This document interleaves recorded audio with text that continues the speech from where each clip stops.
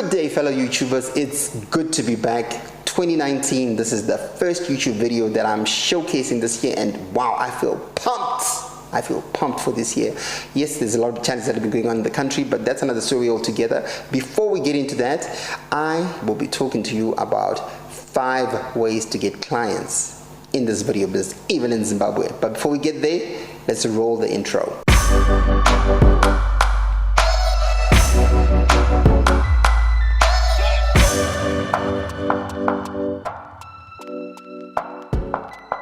First point, before you even do anything, you need to have a show reel. Now, you might be asking, how do you get a show reel if you haven't gotten any clients before? Now, this is how I do things, or how I've done things in the past, and it's been working for me all along. You do free work. I understand people don't want to do free work and there's always things like that, but that's the only way to get clients, or that's the way I experienced it myself. So you don't have to go through the same challenges that I did. So basically what I do is I do free work. And when it comes to free work, it doesn't mean that you do everybody's work for free. You choose the clients that you feel that you're passionate about, that you want to do work with, that you feel that you get your best work out there. So you put your best foot forward. So basically what I do is I choose the clients, I propose a video to them, and I do it absolutely for free. And when you're doing free work, it doesn't mean that you're going to do a shoddy job. You do it as if you're getting paid. And once you get 2, 3, 4, 5 clients, something around there, 4 or 5 clients would be a good number, you can put together a show reel. Now the thing about a show reel is this: it doesn't show everything that you have done.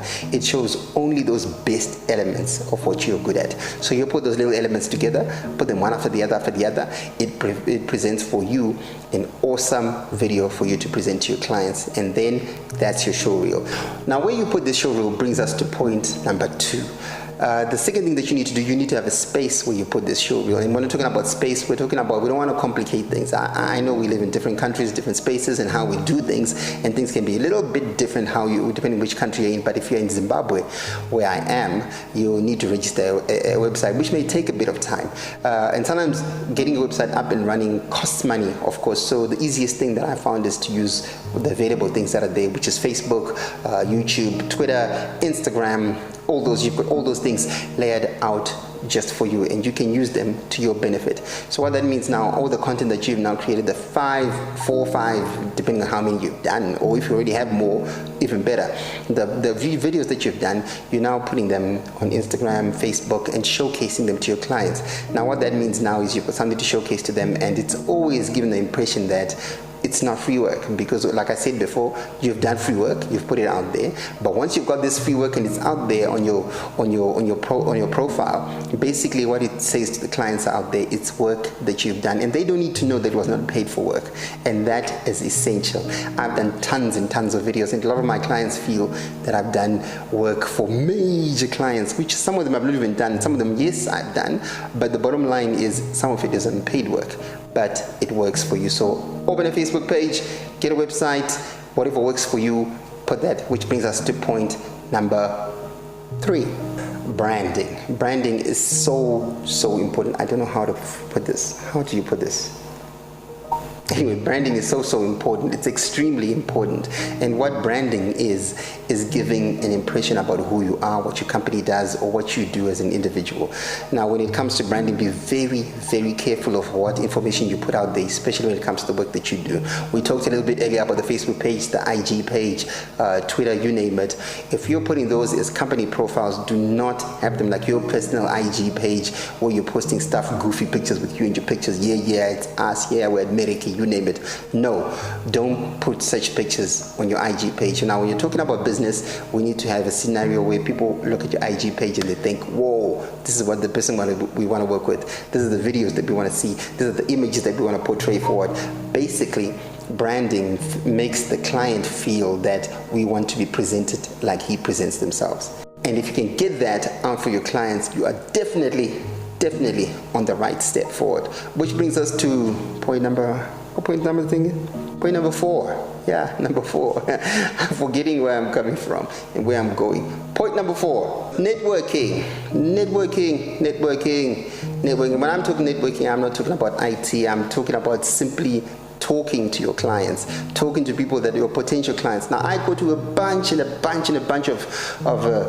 various Events, actually, I get lost sometimes how many events I attend in a year, but it's good for me, and it's good for you too. Whenever you find yourself in any place, it's always possible that the people that are in that place are your potential next client. So basically what you need to do is network, talk to people. Nothing sells like person to person. Yes, we'll talk about all the other things, Facebook page, you name it, and so forth, but being personal about yourself. Know yourself so that they know you too, so they get to know you as an individual, because people work with people they like. Remember that. People work with people they like. So you need to network with as many people as you can. Put yourself out there. There's nothing wrong with being a nice person. Work, work, work. That's how we do this. So when you do your work right, you get more jobs. Get that. Don't ever forget that. Nothing works like networking. Which brings us to point number 5, which is the last point, by the way.